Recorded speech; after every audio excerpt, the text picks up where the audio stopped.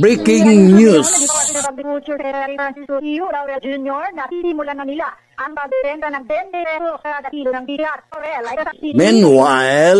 Meanwhile,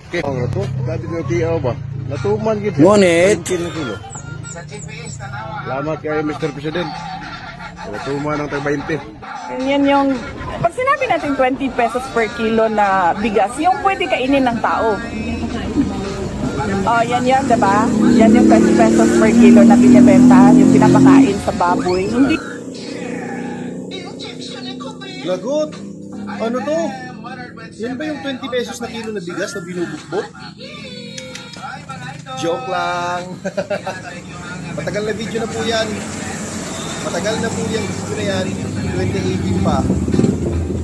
Hinaan ko na po kayo at baka siguradong may posibilidad na gamitin nila to once na matuloy na ang 20 pesos na kilo na bigas.